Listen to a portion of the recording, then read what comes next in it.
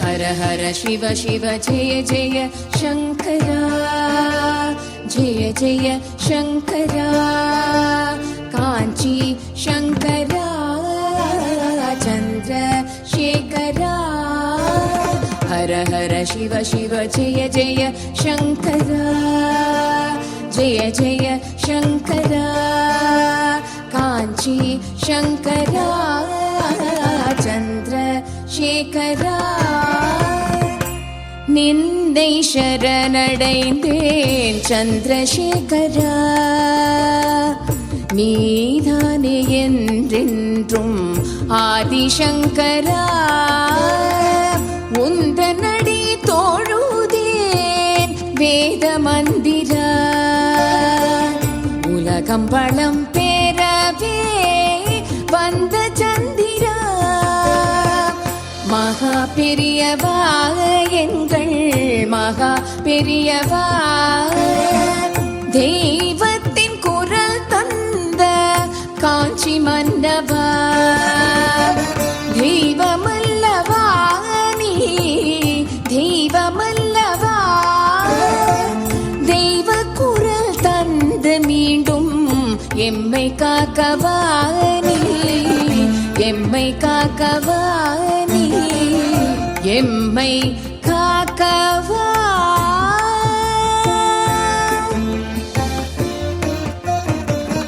ஸ்ரீ குருப்யோ நமஹ. ஹரஹர சங்கர, ஜெய் ஜெய் சங்கர. நின்னை சரணடைந்தேன் என்ற இந்த நிகழ்ச்சியின் வாயிலாக உங்களை மறுபடியும் சந்திப்பதில் மிக்க மகிழ்ச்சி. ஒரு முறை மகாபெரிவா பெல்காம் அப்படிங்கிற ஊர்ல சாதுர்மாசிய விரதத்துல இருக்கா.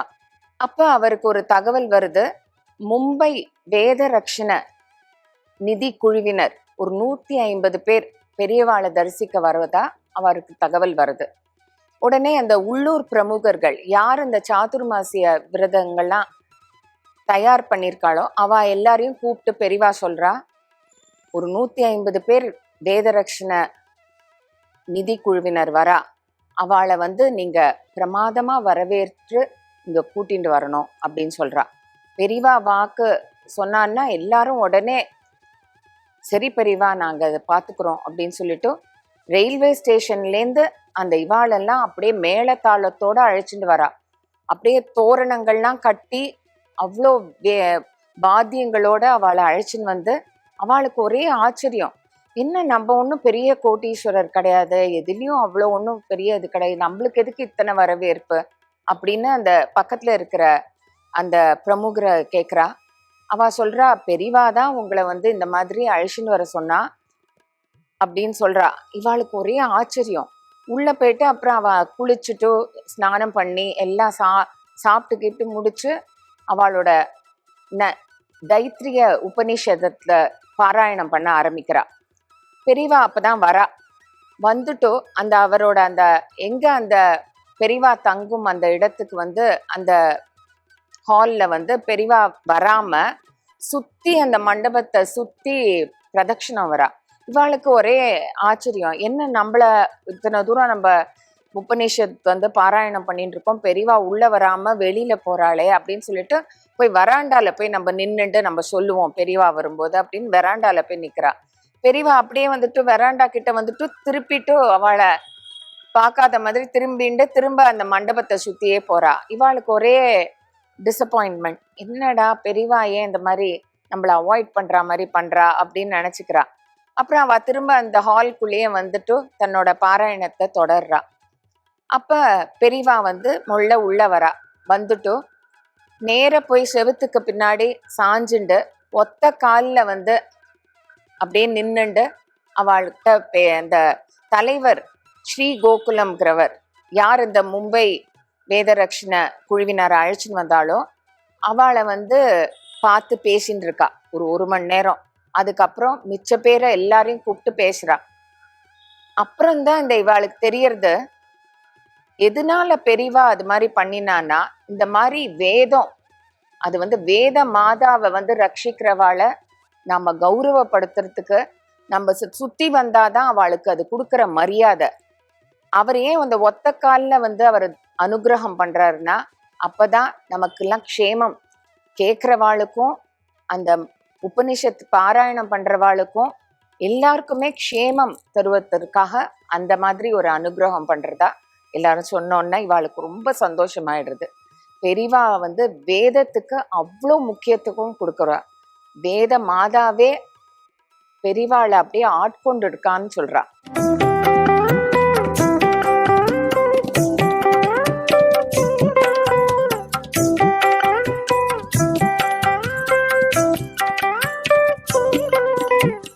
இன்றைக்கு நாம் சந்திக்கவிருக்கும் சிறப்பு விருந்தினர் ஸ்ரீ ஜட்ஜ் சுவாமிகள் அதிஷ்டானம் ஸ்ரீ புவனேஸ்வரி பீட்டம் புதுக்கோட்டை பீட்டாதிபதி ஸ்ரீ ஜகத்குரு சாந்தானந்த சுவாமிகளின் பிரதான சிஷ்யரான பூஜ்ய ஸ்ரீ பிரணவானந்த சுவாமிகள் அவர்களை தான் இன்னைக்கு நாம சந்திக்க இருக்கின்றோம்.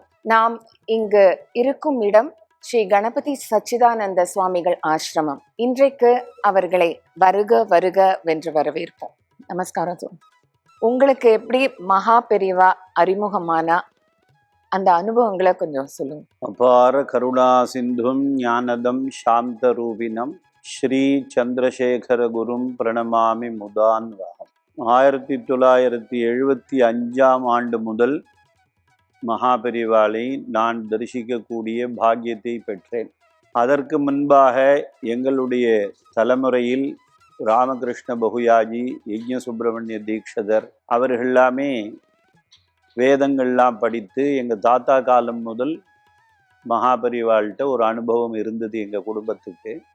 பூர்வாசிரம பிதா என்று சொல்லக்கூடிய நாகரத்ன தீக்ஷதரும் 1952 ஆண்டு முதல் 68 ஆண்டு வரை காஞ்சி காமகோட்டி பீடத்தினுடைய ஒரு வேத பாடசாலையில் வேதங்களும் சாஸ்திர அபியாசங்களும் செய்தார்கள்.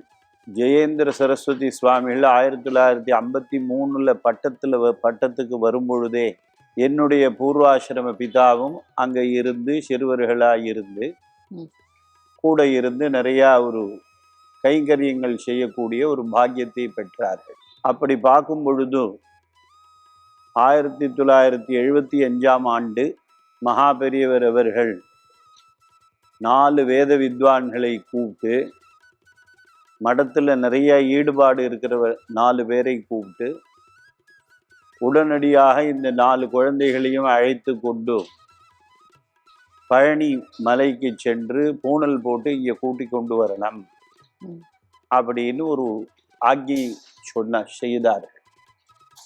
அதை சிறமேற்கொண்டு நாங்கள் எல்லாரும் அப்போ சின்ன குழந்தைகள் எங்களெல்லாம் கூப்பிட்டுட்டு பழனிக்கு போய் பூணல் போட்டு 4 நாள் சம்பிரதாயமாக தண்டி நீர் மட்டும் பூணல்லாம் போட்டு நேர காஞ்சி மடத்துக்கு தான் அழைச்சிட்டு வந்த உடனே அப்பெல்லாம் உங்களுக்கு இவ்வளோ ஒரு எலக்ட்ரிக் வசதியோ இவ்வளோ ஒரு இதோ இல்லை.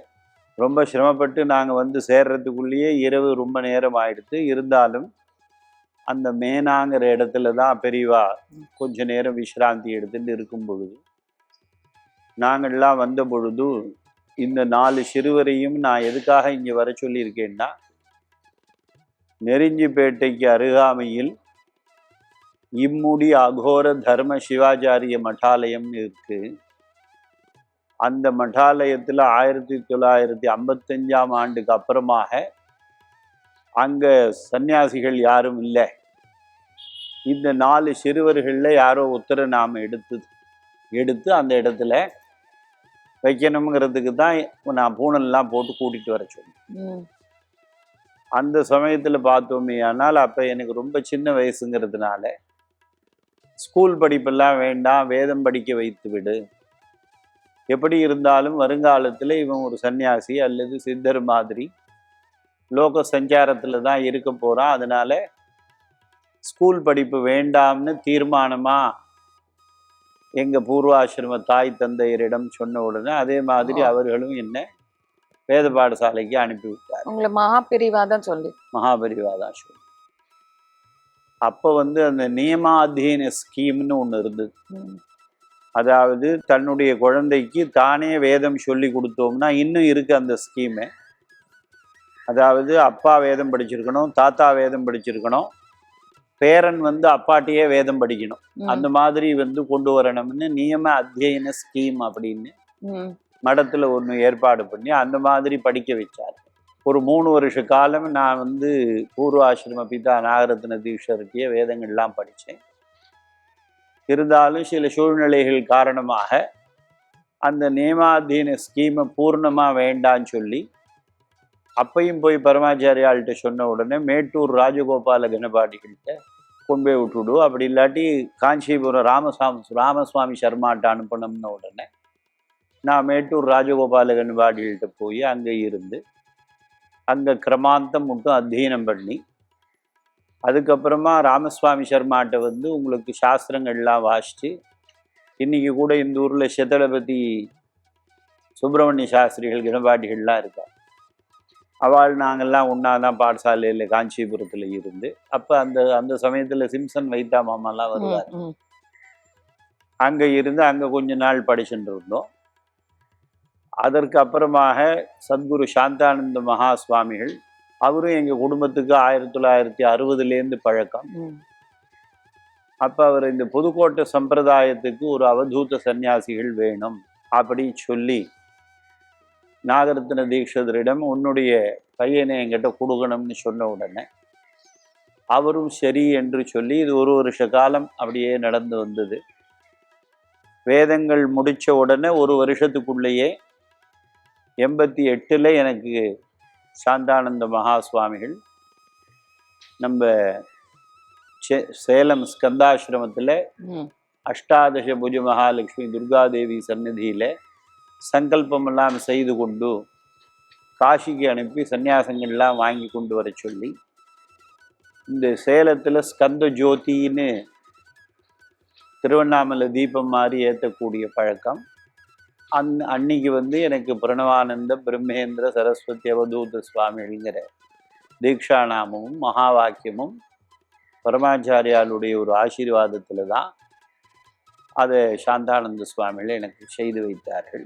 இந்த இடத்துல இன்னொன்று சொல்லணும்னா 1961 இளையாத்தங்குடி அதிஷ்டானத்துக்கு வரும் பொழுது புதுக்கோட்டை ஜட்ஜு சுவாமிகள் அதிஷ்டானத்துக்கு பின் வழியாக வந்து இப்போ நாம் புவனேஸ்வரின்னு சொல்கிற இடத்துல சாந்தானந்த சுவாமிகளும் மகாபரிவாலும் சேர்ந்து தான் அந்த இடத்துல புவனேஸ்வரியை ஸ்தாபனம் பண்ணணும்னு முடிவு பண்ணினப்பட்ட இடம். அதனால் இப்படி சொல்லணும்னா நிறைய சொல்லிகிட்டே போகலாம். அதே மாதிரி மேட்டூரில் நாங்கள் ராஜகோபாலங்கனவாடிகள்கிட்ட படித்து முடித்த உடனே சிதம்பரத்தில் கும்பாபிஷேகம் நடந்தது. அப்போல்லாம் நாங்கள் ரொம்ப சின்ன வயசு. அங்கே போய் கிரமபாராயணம் பண்ணக்கூடிய ஒரு வாய்ப்பையும் பரமாச்சாரியால் தான் ஏற்படுத்தி கொடுத்தார். அங்கே போய் கிரமபாராயணம் பண்ணினோம். அதுக்கப்புறம் சொல்லணும்னா எங்கள் தாத்தா காலத்துலேருந்தே நிறையா பழக்க வழக்கங்கள் அந்த காஞ்சி மடத்துக்கும் எங்களுக்கும் இருக்குது. அதே மாதிரி ஜெயேந்தர் பெரியவாள் இடத்துலையும் ரொம்ப அனுப்பமாக இருந்து அவர் என்ன சொல்கிறாரோ அந்த பணிகள் எல்லாமும் செஞ்சுருக்கோம். இங்கே திருவள்ளூர் பக்கத்தில் வந்து உங்களுக்கு அவர் சொல்லி தான் அந்த நிறைய கும்பாபிஷேகங்கள்லாம் செஞ்சு ஒரு எல்லாருக்கும் கிட்டத்தட்ட ஒரு 1000 பேருக்கு உத்ராட்ச மாலைகள்லாம் கொடுக்கக்கூடிய வாய்ப்பை ஜெயேந்திர பெரியவா தான் ஏற்படுத்தி கொடுத்தார். அதே மாதிரி தாம்பரத்து பக்கத்தில் முடிச்சூரில் ஒரு கும்பாபிஷேகம் செய்ய சொல்லி அப்பெல்லாம் நம்மளுடைய சனாதன தர்மத்துக்கு கொஞ்சம் இடையூறாக சில சம்பவங்கள் அந்த பக்கத்தில் நடக்கக்கூடிய காலத்தில் அங்கேயும் போய் நிறையா ஒரு 2000-3000 பேருக்கு உத்ராட்சம் உங்கள் கையால் கொடுக்கணும் அப்படின்னு சொல்லி அந்த கும்பாபிஷேகம் செய்து கிட்டத்தட்ட ஒரு 7 மணி நேரம் உட்கார்ந்து ஒரு 2000 பேரை பார்த்து எல்லாருக்கும் உத்ராட்சம் கொடுக்கக்கூடிய ஒரு வாய்ப்பும் நமக்கு அவளுடைய அனுகிரகத்தில் தான் கிடைச்சது. இப்போ சொல்லணும் அப்படின்னா தமிழ்நாட்டில் இத்தனை பேர் கணபாடிகள் இருக்கா, இத்தனை வேதாத்தியனங்கள் இருக்குது அப்படின்னா பரமாச்சாரியால் போட்ட வச்ச ஒரு விதை தான். ஷஷ்டவித பூர்த்தி ட்ரஸ்ட்டுன்னு ஒன்று ஆரம்பித்தார்கள். வேத ரட்சண நிதி ட்ரஸ்ட்டுன்னு ஆரம்பித்தார்கள். நியமாதீன ஸ்கீம்னு ஆரம்பித்தார்கள்.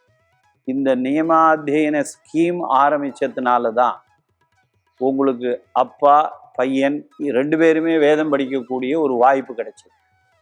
இல்லைன்னா என்ன நினைப்பார்கள்னா வந்து உங்களுக்கு நம்ம நம்ம படிச்சு சிரமப்பட்டது போறோம், குழந்தைகள் வேற ஏதாவது இங்கிலீஷ் படிச்சுட்டு அவ வேலைக்கு போகும். இப்ப எந்த இடத்துல நீங்க அப்பா பையன் தமிழ்நாட்டுல வேதம் படிச்சிருக்காருன்னா அந்த இடம் பூரா மகாபரிவா சொல்லி ஆரம்பிச்ச நியமாத்தியன ஸ்கீம் தான். அதே மாதிரி சாஸ்திரம் வழுவாது இருக்கணுங்கிறதுக்காக வேதம் படிக்கிறது பிக்ஷை எடுத்து தான் படிக்கணும்னு தர்மசாஸ்திரத்துல இருக்கு. 1977 86 மட்டும் நாங்க எல்லாருமே எங்க பாடசாலையில ஒரு 10 பேர் தான் படிச்சோம். 10 பேரும் ஒரு நாளைக்கு 8 பேர் ஆத்துல போய் அரிசி பிக்ஷை வாங்கிட்டு வரும், பவதி பிக்ஷாந்தேகின்னு சொல்லி வாங்கிட்டு வந்து அதை ஒரு தர்ம ரீதியாவே அதையும் செய்ய வச்சு பண்ணினதுனாலதான் எங்களுக்கு இந்த வயசான காலத்துல கூட வேதங்கள்லாம் நல்ல மனப்பாடமா இருக்கு. தேவையானது மாத்திரம் மனப்பாடம் இல்லாம எல்லாமே மனப்பாடமா இருக்கக்கூடிய காரணம் மகாபரிவாளுடைய அனுகிரகம் தான். இன்னைக்கு நம்ம தமிழ்நாட்டுல நிறைய கணபாடிகள் இருக்கான்னா அதுக்கு மகாபரிவாளுடைய ஆசீர்வாதம் தான், அதுல சந்தேகமே இல்லை. நீங்க இன்னமும் உங்களுக்கு வந்து ஸ்ரீமடத்தோட உங்களுக்கு இது இருக்கா? நிறைய தொடர்பு. இப்ப கூட நம்ம போன மாசம் பெசன் நகர்ல சண்டி ஹோமம் பண்ணினோம். அப்ப பெரியவர் விஜயேந்திர சரஸ்வதி சுவாமிகள் தொலைக்காட்சி மூலமா வந்து நமக்கெல்லாம் ஆசீர்வாதம் பண்ணினார். அவர் கிட்டத்தட்ட ஒரு 3/4 மணி நேரம் எடுத்து புதுக்கோட்டை பெருமைகள் எல்லாம் சொல்லி மகாபரிவாளை பத்தி சொல்லி, அவர் 83ல விஜயேந்திர சரஸ்வதி சுவாமிகள் சன்னியாசம் வாங்கிட்டு இருக்காரு. நான் 88ல வாங்கிட்டு இருக்கேன். கிட்டத்தட்ட எங்களுக்கும் சின்ன வயசுல இருந்தே நல்ல தொடர்புகள் இருக்கு. அதனால அவரும் இன்னைக்கும் நமக்கு அவர் கூட இருந்து நமக்கு பல வேலைகளை வழி நடத்தின்னு இருக்காரு. சுவாமிஜி, இப்ப ஸ்ரீமடமும் புவனேஸ்வரி மடமும் அவாவாளுக்கு ஒரு சம்பிரதாயம் சாஸ்திரம் அதெல்லாம் ஃபாலோ பண்ணிட்டு இருப்பா. இப்ப உங்களுக்கு நீங்க என்னெல்லாம் ஃபாலோ பண்ற, அதே மாதிரி ஸ்ரீமடம் என்ன ஃபாலோ பண்றது, அதையும் கொஞ்சம் நீங்க விவரமா சொல்லுங்க. நம்ம சனாதன தர்மத்தின் அடிப்படையில பார்த்தோமே ஆனால் ஒவ்வொரு யுகத்துல ஒவ்வொரு குருமார்கள் இருந்து மக்களை வழி நடத்தியிருக்கார்கள். அதுல கிருதயுகத்துல பகவான் சத்யதேவர், திரேதாயுகத்துல தத்தாத்ரேயர், துவாபர யுகத்துல வேதவியாசர், இப்ப நடக்கக்கூடிய கலியுகத்துல ஆதிசங்கர பகவத்பாதா. அந்த பரம்பரையில வரக்கூடிய காஞ்சி காமகோட்டி பீഠத்து மூலமாக அவர்கள் நிறைய யாத்திரைகளை பரமாச்சாரியால் காலத்துல செஞ்சிருக்கார். அதுல தஞ்சாவூர் பக்கத்துல ஷானூரப்பட்டி, செங்கிப்பட்டி சொல்லுவார். அங்க புது கரியப்பட்டிங்கிற இடத்துல பரமாச்சாரியால் வந்து அங்க ஒரு சாதுர்மாசியம் பூரா இருந்திருக்க. அங்க குளங்கள்லாம் இருக்கு. சௌந்தர நாயகி சமேத உயகுண்டேஸ்வரருங்கிற மாதிரி அந்த சுவாமியுடைய திருநாமம் உங்களுக்கு. அந்த இடத்துல பிரம்மா, விஷ்ணு, சிவன் 3 பேருக்குமே கோவில் கட்டணம் அப்படின்னு சொல்லி, தத்தாத்திரேயருங்கிறவர் வந்து பிரம்ம விஷ்ணு சிவஸ்வரூபம் அப்படின்னு சொல்லி அது ஒரு பழைய கோவில் எடுத்து திருப்பணி பண்ணினோம். அதே மாதிரி காஞ்சி மடத்தோட தொடர்புல வரக்கூடிய அதிஷ்டானங்கள்ல நிறைய அதிருத்ரங்கள்லாம் பண்ணோம். இந்த ஸ்ரீரங்கத்துல ரவின்னு ஒரு மாமா, ஒரு பிரம்மச்சாரி பையன் இருந்து அவர் ஒரு கிட்டத்தட்ட பரமாச்சாரியாலும் ஜெயேந்திர பெரிவாலும் வழி நடத்தி ஒரு 18 இடத்துல அதிருத்ரங்கள்லாம் பண்ணியிருக்கார். அதுல எல்லாம் கலந்துட்டு இருக்கோம். இந்த சந்நியாசிகளுக்குள்ள சம்பிரதாய பேதங்கள்னு நாம பார்த்தோமே ஆனால் பகூதக, குட்டீஜக, ஹம்ச, பரமஹம்ச, துரியாதீத, அவதூதம்னு 6 விதமா சனாதன தர்மத்துல சாஸ்திரங்கள்ல கூறியிருக்கிறார்கள். இந்த பகூதக, குட்டீச்சக, ஹம்ச அப்படிங்கிறதெல்லாம் பகவான் போதாயன மகரிஷி சொன்ன மாதிரி பிரம்மச்சரிய ஆசிரமத்துல கொஞ்ச நாள் இருந்து, அப்புறம் கிரகஸ்தாசிரமத்துல இருந்து, அதுக்கப்புறமா வானப்பிரஸ்தாசிரமம் மாதிரி முனிவர்கள் மாதிரி வாழ்ந்து சந்நியாசம் எடுத்துக்கொள்வது இந்த பகூதக, குட்டீச்சகைங்கிற சம்பிரதாயங்கள்ல வருது. பரமஹம்ச ஆசிரமம்னா நம்ம காஞ்சி மடாதிபதிகள் ஆத்யசங்கர பரம்பரையில வரக்கூடிய பிரம்மச்சரிய ஆசிரமத்திலேருந்தே சந்நியாசம் வாங்கிக்கிறவாளுடைய நிலைமை வருது. அதே பிரம்மச்சரியத்திலேருந்தே துரியாதீத அவதூதம்னா இந்த எப்படி மாடிப்படி ஏறுறோமோ அதே மாதிரி தான் இந்த பரமஹம்ச ஆசிரமத்தை நாம ஸ்வீகரணம் பண்ணிண்டு தண்டமெல்லாம் வச்சு அனுஷ்டானங்கள் பண்ணி அதுக்கப்புறமா அந்த தண்டம் கூட வேண்டாம்னு பரித்தியாகம் பண்றது தான் துரியாதீதம்னு பேர். துரியாதீதம்னா மேல வஸ்திரம் மாத்திரம் இருக்கும். அவதூதம்னா எங்க பெரியவா சேந்தமங்கலம் பெரியவான்னு சொல்லுவா. ஸ்வயம்பிரகாச சுவாமிகள், புதுக்கோட்டை ஜட்ஜி சுவாமிகள்லாம், நெரூர் சதாசிவ பிரம்மேந்திரெல்லாம் பிறந்த மணிக்கு அப்படியே இருக்கும். அது அவதூத ஆசிரமம். சம்பிரதாயங்க அனுஷ்டானங்கள்ல தான் சில வேறுபாடுகள் வருமே தவிர சந்நியாச மரபுல வேறுபாடுகள் வரப்போறது இல்லை. அப்படி பார்க்கும் பொழுது நாங்கள்லாம் துரியாதீத அவதூத சம்பிரதாயம், அவர்கள் பரமஹம்சாசிரம சம்பிரதாயம். இது உங்களுக்கு நம்ம புதுக்கோட்டை ஜட்ஜி சுவாமிகள் காலத்துக்கு முன்னாடியிலேருந்தே இன்றைக்கும் நீங்கள் பார்த்தீங்கன்னா கரூரில் போய், கரூர் பக்கத்தில் நெரூரில் காஞ்சி மட்டாதிபதிகள் போய் அங்கே பூஜையெல்லாம் பண்ணுவா. நெரூர் சதாசிவ பிரம்மேந்திர சரஸ்வதி அவதூத சுவாமிகள் அதிஷ்டானத்தில். அதுவும் புதுக்கோட்டை ராஜா தான் அந்த கோவிலுக்கும் அந்த அதிஷ்டானத்துக்கும் புதுக்கோட்டை மகாராஜா தான் சப்போர்ட் பண்ணி அந்த சதாசிவ பிரம்மேந்திரர் இருந்திருக்கார். இவருக்கு ஏன் ஜட்ஜி சுவாமிகள்ங்கிற பேர் வந்ததுன்னா, இவருக்கும் சதாசிவ பிரம்மேந்திர சரஸ்வதி அவதூத சுவாமிகள் தான் பேரு. இந்த புதுக்கோட்டைக்கும் நெரூருக்கும் பார்த்தா ஒரு 100 மைலுக்குள்ளதான் இருக்கும்.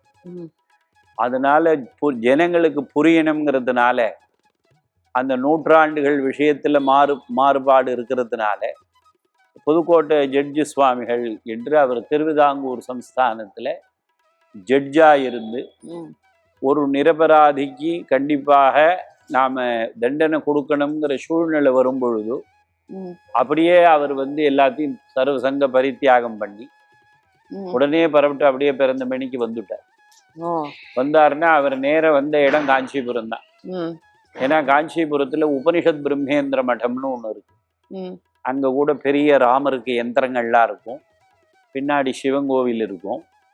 இன்னைக்கும் கூட காஞ்சி மடத்துல வயதான சன்னியாசிகள் யாராவது சமாதியானா அந்த இடத்துல சமாதி வச்சு மேலே துளசி மாடங்கள்லாம் வைக்கிறார். அதுக்கு பேர் உபனிஷத் பிரம்மேந்திர மடம்னு பேரு.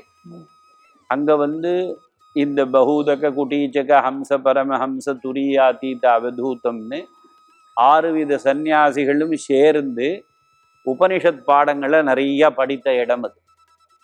அங்க ராமகிருஷ்ணானந்த பிரம்மேந்திர சரஸ்வதி சுவாமிகள்னு ஒருத்தர் பாடம் நடத்திட்டு இருந்தார்.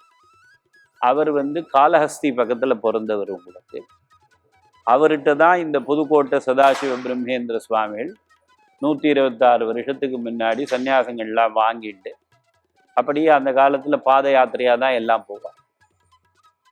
அப்படி நார்த்தாமலையில அவர் தபஸ் பண்ணிட்டு அங்க உட்கார்ந்து இருக்கிற சமயத்துல அவருக்கு கொஞ்சம் உடம்பு முடியாத பொழுது ராஜாக்கள்லாம் அவரை அரவணைச்சு பார்த்து, அப்புறம் அவர் சமாதியான உடனே இந்த அதிஷ்டானம் வைக்கிறதுக்காக அந்த குளத்து பக்கத்திலேயே இடங்கள்லாம் கொடுத்து எல்லாம் பண்ணார். அந்த சுவாமிகளுடைய சிஷ்யர் தான் ஸ்வயம்பிரகாச சுவாமிகள்ங்கிறவர். அவர் நாமக்கல்லேருந்து 11 கிலோமீட்டர்ல தத்தாத்திரேயருக்கு 1931 தமிழ்நாட்டில் முதல்ல அவர் அங்கே கோவில் கட்டியிருக்கார். ஸ்வயம்பிரகாச பிரம்மேந்திர சரஸ்வதி அவதூத சுவாமிகள்னு. அவருடைய சிஷ்யர் 23 பேர் மொத்தம். அதில் சில பேர் தான் நினைவு இருக்கு. கிருஷ்ணானந்த அவதூதர், நிஜானந்த பிரம்மேந்திரர், சுகானந்த பிரம்மேந்திரர், அபயானந்த பிரம்மேந்திரர், துரியானந்தா, சங்கரானந்தா, இப்படி 23 சிஷ்யர்கள்ல 23வது சிஷ்யர் தான் சாந்தானந்த மகாசுவாமி. அவர் உங்களுக்கு மதுரை பக்கத்துல மாயாண்டி யோகி அவங்க வீட்டில் சொல்லி, உனக்கு 10வது குழந்தை பிறக்க போகிறது, அது உலகத்துக்காக நல்ல காரியம் செய்யறதுக்காகவே அந்த குழந்தை இருக்கும் அப்படின்னு சொன்னதுனால அதுக்கப்புறமா பிறந்தவர் தான் சாந்தானந்த சுவாமிகள். சுப்பிரமணியம்னு பேர் வச்சு காரைக்குடியில தான் வேத பாடசாலையில் அவர் படித்தார். படிச்சுட்டு அப்புறம் அவருக்கு அந்த ஞான வேட்கை அதிகமான உடனே ரிஷிகேஷ், உத்தரகாஷி, ஹரித்வார்லாம் போயிருந்தார். அப்போ ரிஷிகேஷில் சிவானந்த ஆசிரமத்தில் பத்தமட சிவானந்த சுவாமிகள் அங்கே அப்போ தான் ஆசிரமம் ஆரம்பித்து புதுசு. அந்த இடத்துல கொஞ்ச நாள் தபஸெல்லாம் பண்ணிட்டு அங்கேருந்து அவர் நேர காஞ்சிபுரம் தான் வந்தார். காஞ்சிபுரம் வந்து காமாட்சிகிட்ட தான் தபஸெல்லாம் பண்ணிட்டு இருந்தார். அப்போ பரமாச்சாரியால் எல்லாம் தரிசனம் நிறையா பண்ணிட்டு இருந்தார். அந்த சமயத்தில் வந்து உங்களுக்கு இந்த சாந்தானந்த சுவாமிகள் குரு, என்னுடைய பரமகுருநாதர் ஸ்வயம்பிரகாச சுவாமிகள் ஒரு நாள் வியாழக்கிழமை அன்னைக்கு ராத்திரி அவர் படுத்து தூங்கிட்டு இருக்கும் பொழுது அவருடைய குருநாதர் சொப்னத்தில் வந்து என் மேலெல்லாம் ஒரே குப்பையாக இருக்குது, நான் புதுக்கோட்டையில் இந்த இடத்துல இருக்கேன் அப்படின்னு சொன்னதாக அவருக்கு ஒரு சொப்பனம் வந்த உடனே மறுநாளைக்கு இந்த காசி சுவாமிகள்ங்கிறவரை அழைச்சிண்டு பாதச்சாரியாவே புதுக்கோட்டைக்கு போய் 32ஆம் ஆண்டு இந்த இடத்துல தான் என் குருநாதர் சமாதின்னு உடனே அங்கே சமாதி உண்டான லிங்கங்கள்லாம் இருக்குது. அப்போ பி.வி. ரகுநாத ஐயருங்கிறவர் வந்து அங்கே ஒரு வக்கீலாக இருந்தார். அவர் மூலமாக சொல்லி பூமி பூஜை எல்லாம் போட சொல்லி 1936 முதல்ல அங்கே புதுக்கோட்டையில் கும்பாபிஷேகம் ஆச்சு. அதுக்கப்புறமா சாந்தானந்த சுவாமிகள் இடத்துல நீ புதுக்கோட்டைக்கு போய் தான் இருக்கணும் அப்படின்னு குருநாதர் ஸ்வயம்பிரகாச சுவாமிகள் சொன்ன உடனே அவர் நேர புதுக்கோட்டைக்கு வந்து கொஞ்ச நாள் இருந்து, அப்போல்லாம் இவ்வளோ வசதிகள் கிடையாது, ஒரு சமாதி மாத்திரம் இருந்தது, பக்கத்தில் ஒரு கிணறு இருந்தது, ஒரு கொட்டாய் இருந்தது. அப்படியே அவர் கொஞ்ச நாளைக்கு அப்படியே மௌனமாக இருந்து சாந்தானந்த சுவாமிகள் அங்கே இருந்தார்கள். அதுக்கப்புறமா மீண்டும் காஞ்சிபுரமே வந்து குளத்தங்கரையில் உட்கார்ந்துட்டு நிறையா தபஸெல்லாம் பண்ணிட்டு திருப்பி 1954 புதுக்கோட்டை போன உடனே அதுக்கப்புறமா அந்த ஹ்ரீம்ங்கிற மந்திரத்தை நிறையா கோட்டி ஜெபம் பண்ணினார். ஏகாட்சர மந்திரம். அது எப்படி வேதத்துக்கு பிரணவம்ங்கிறது ஓம்ங்கிறது பிரணவ மந்திரம்னு சொல்கிறோமோ அதே மாதிரி இந்த ஸ்ரீவித்யா வழிபாட்டில் ஹ்ரீம்ங்கிறது பிரணவ மந்திரமாக சாஸ்திரங்கள் சொல்லப்பட்டிருக்கு. அதனால் அந்த ஹ்ரீங்கார மந்திரத்தை சாந்தானந்த சுவாமிகள் பல கோடி முறை ஜெபம் பண்ணின ஒரு பலன் வித்யாரண்ய சுவாமிகள் எப்படி ஹம்பியில் விரூபாட்சேஸ்வரர் புவனேஸ்வரியை பிரதிஷ்டை பண்ணாரோ அந்த புவனேஸ்வரி இவர் உணர்வாக வந்து 56 முதல்ல ஒரு சித்திரப்பட்டம் எழுதி மக்களை எல்லாம் ஒருங்கிணைச்சு ஒரு கோட்டி அர்ச்சனை பண்ணினார். பூஜ்ய ஸ்ரீ பிரணவானந்த சுவாமிகளின் அனுபவங்கள் அடுத்த வாரமும் தொடரும்.